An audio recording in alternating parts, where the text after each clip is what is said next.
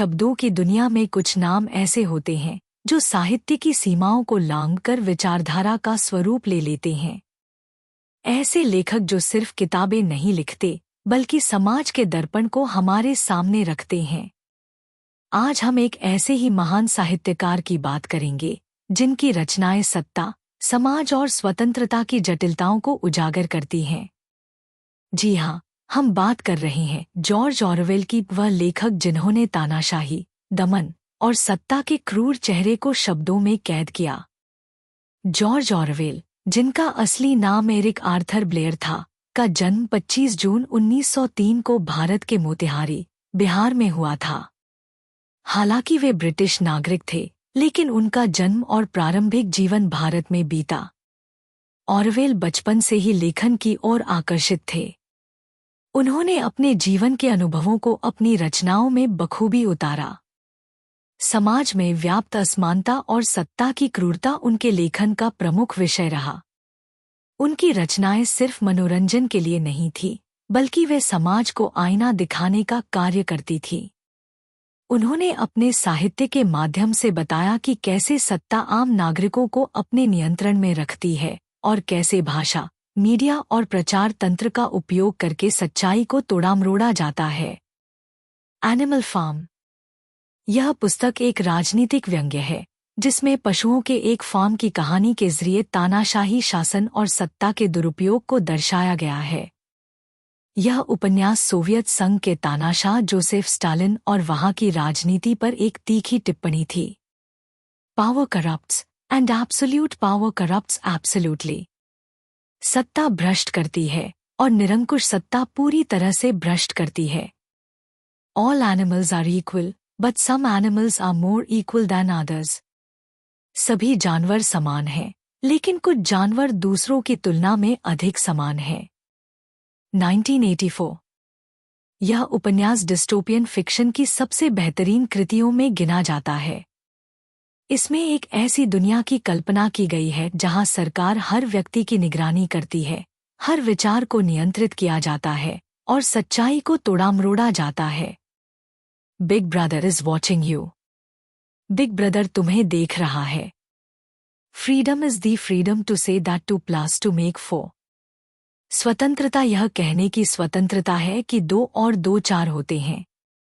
War is peace. Freedom is slavery. Ignorance is strength. युद्ध शांति है। स्वतंत्रता दास्ता है। अज्ञानता शक्ति है। Homage to Catalonia. यह उपन्यास स्पेनिश गृहयुद्ध में उनके अनुभवों पर आधारित है। ऑरवेल ने स्वयं इस युद्ध में भाग लिया और देखा कि कैसे राजनीतिक विचारधाराएं आम लोगों को युद्ध के लिए मजबूर करती हैं। In war, the truth is the first casualty. युद्ध में सबसे पहले सत्य की हत्या होती है। Burmese days. यह उनकी पहली कृति थी जो ब्रिटिश उपनिवेशवाद और उसके प्रभावों को दर्शाती है। इस उपन्यास में उन्होंने दिखाया कि कैसे ब्रिटिश अधिकारी भारत और बर्मा में सत्ता का दुरुपयोग करते थे। The greatest enemy of clear language is insincerity. साफ भाषा का सबसे बड़ा दुश्मन कपट है। Down and out in Paris and London.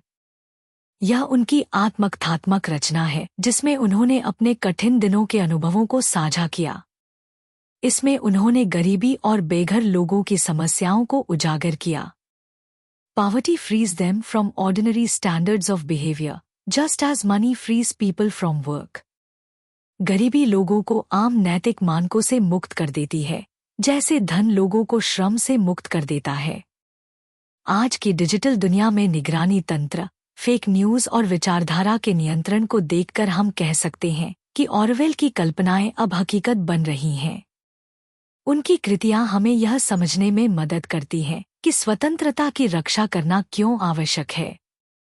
Freedom is the right to tell people what they do not want to hear. स्वतंत्रता वह अधिकार है जो लोगों को वह कहने देता है जिसे वे सुनना नहीं चाहते। जॉर्ज ऑरवेल के शब्द सिर्फ किताबों तक सीमित नहीं हैं, बल्कि वे आज भी हमारे समाज में जीवित हैं। उनकी चेतावनियां और विचारधारा हमें यह सोचने पर मजबूर करते हैं कि क्या हम वास्तव में स्वतंत्र हैं। If liberty means anything at all, it means the right to tell people what they do not want to hear. यदि स्वतंत्रता का कोई अर्थ है, तो इसका मतलब है कि लोगों को वह बताने का अधिकार जो वे सुनना नहीं चाहते। आज के लिए बस इतना ही, लेकिन यह चर्चा यहीं समाप्त नहीं होती। हम फिर मिलेंगे साहित्य के एक और महान हस्ताक्षर की कहानी लेकर, सिर्फ रचनाकार यूथिस्तान फाउंडेशन के इस विशेष कार्यक्रम में। तब तक के लिए पढ़ते रहिए, सोचते रहिए और स्वतंत्र विचारधारा को जीवित रखिए।